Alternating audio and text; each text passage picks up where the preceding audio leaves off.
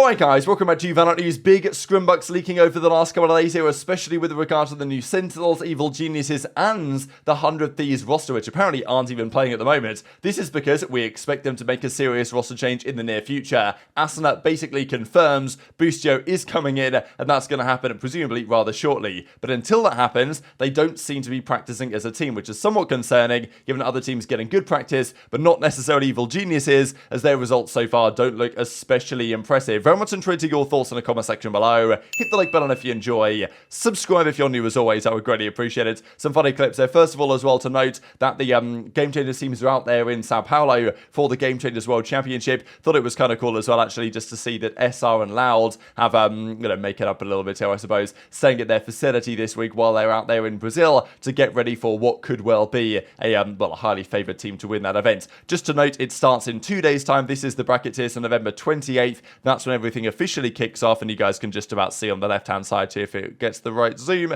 what's going on, what the bracket is, when the matches start. And yeah, we've covered this over the last couple of days. Another tournament going on though was interesting enough, was this tournament here. So as we can actually see, probably just starting my time, is the grand finals of this, NKT versus Talon. But Talon is a rather interesting roster. They've brought in, of course, Governor, highly controversially, from the North American region, and there was lots of thoughts domestically that that might not have been the most intelligent decision. They lost to Full Sense 2-1 the other day. They then just took down Full Sense again. I believe Full Sense are a team that are going to be there. I'm pretty sure they're going to be at that Africa TV event in Korea that Sentinels and others are also going to be attending. But yeah, they beat Full Sense here 2-1. They eventually won the Lotus here at the end of the series 13-8, and Governor had a great final map, as did Ban. But no doubt this has been rather controversial, right, bringing these players in, and especially people domestically, would say, well, these NA imports, are they really going to be all that? And you can totally understand that point of view. I think there was also John Olsen who had a really good map on, I think it was on the Haven. John Olsen, yeah, had a particularly good map here as well. On the Full Sense side, it was 13-2,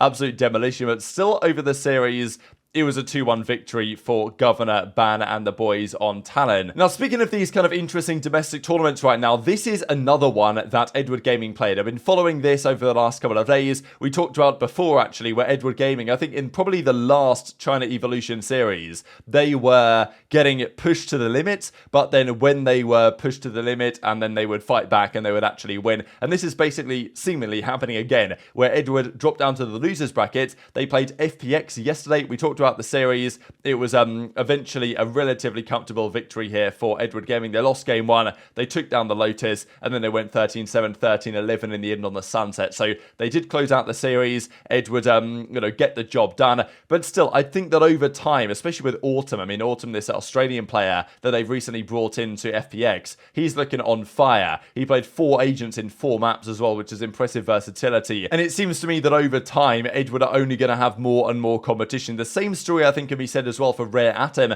So they already played Edward earlier on and beat them earlier on in the tournament. Now that they've got a best of 5 finals, and the first map went Edward's way 13-11, and map 2 is currently underway 11-8 as well for Edward here. So yeah, looks like Edward are probably going to do the same story again, which is lose, and then when it really matters, come back and get the victory. But still, I think it's impressive to see what these other Chinese teams are doing at the moment. Looks like Rare Atom just won that most recent round to take it to 9-11. So yeah, good competitive matches going on, and we'll see lots of teams in action very shortly in more international tournaments that are coming up shortly as well. Now, this is another one. We saw the Global Esports are playing a tournament in mid-December, and there were rumours going around yesterday that Lightning Fast could be gone if they don't do so well. However, we then get this response yesterday, which didn't actually quote the tweet, but this, of course, is from the founder of Global Esports, who says, the amount of tweets and Twitter folk who would disappear if action was taken on rumours and speculation.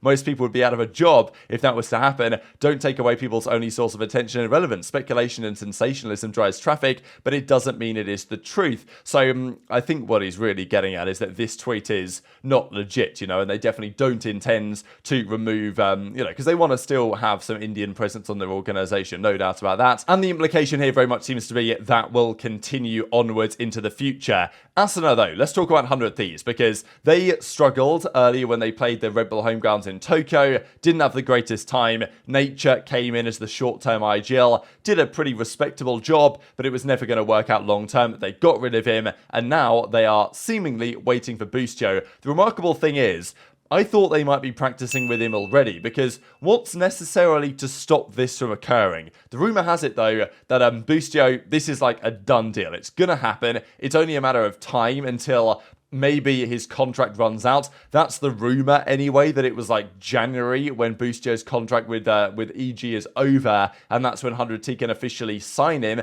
which is fine. But what's stopping Boostio practicing with the team already? That's the question I have. Sure, he might be signed to EG. They might not be happy about that. Maybe they'll have to scrim very much in secret, but it's kind of difficult to practice in secret, as we'll see here in just a second. But apparently that is the case, that they're not really practicing right now at all. And Asuna seems to imply as well that he's kind of mentally in an interesting spot, and he needs Boostio, and he just says this outright. He needs Boostio to come in right now to fix the problem. Yeah, I am definitely in my head a lot recently. It's so bad, Fujon. I need Boostio to come in and just like fix my mental and confidence. Like I need the American spirit. I need him to yell at me like a drill sergeant. Alright, yeah, greet this. South Korea. So we'll talk about 100T a little bit more here in a second with what comes next potentially for them, but also we've got to mention what's going on with Sentinels and these other teams. Big scrimbucks going around last night here from James of F that he notes, and probably the big story of this really is Evil Geniuses. Sentinels also looking pretty good. Whoever they played, they were 6-0 up against. We've got a couple of things between M80, EG played somebody else, Loud versus Fury as well, pretty interesting. So they were playing Fury and Wazera, and those guys 14-7.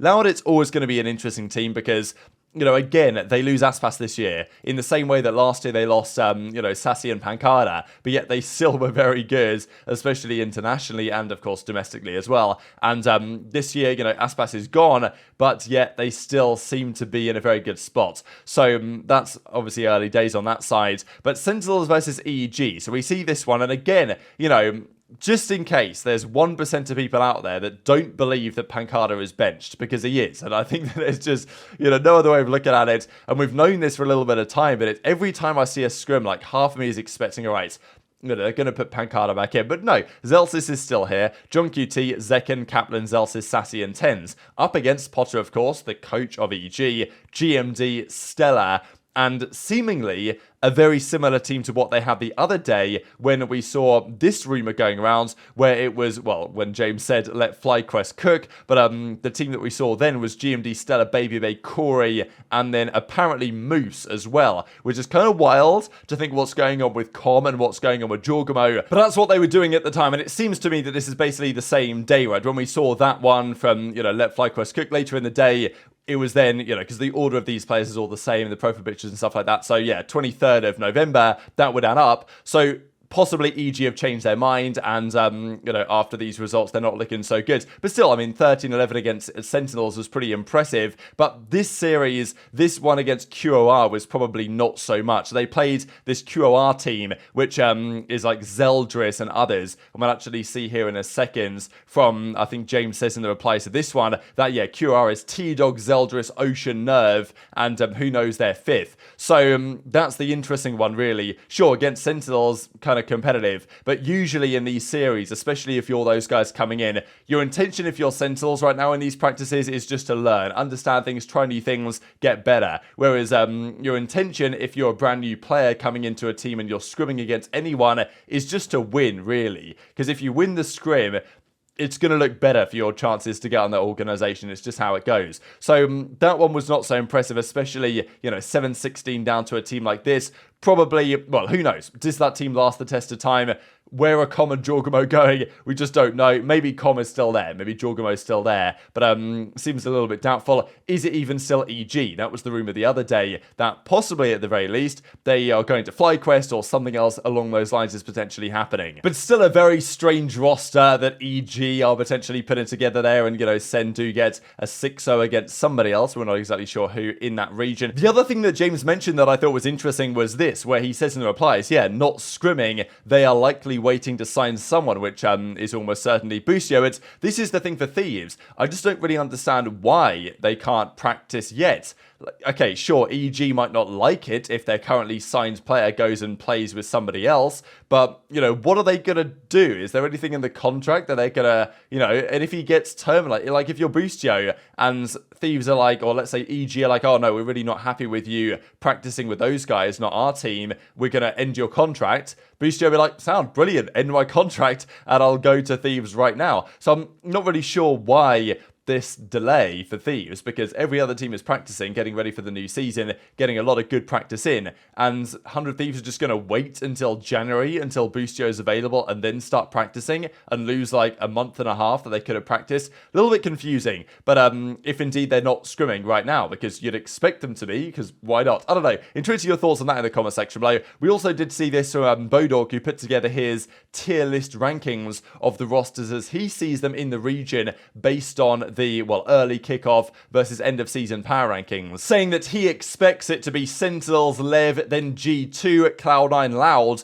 as the top 5 teams at the start of the season, but at the end he expects Lev and then even G2 and then NRG to be the top 3, and he doesn't reckon Loud are going to be that good. So actually really interesting, you know, at least observations here, that at the start of the season he expects this to be the order, end of the season expects this to be the order, but nonetheless EG are at the bottom basically regardless, and Thieves are kind of mid-pack. But I think this result early season does depend on them actually getting some practice in, which doesn't seem like it's happening all that often at the moment. But very much intrigued to your perspective on all this stuff in the comment section below. Hit the like button if you enjoyed, subscribe if you're new, take care, and I'll see you next time.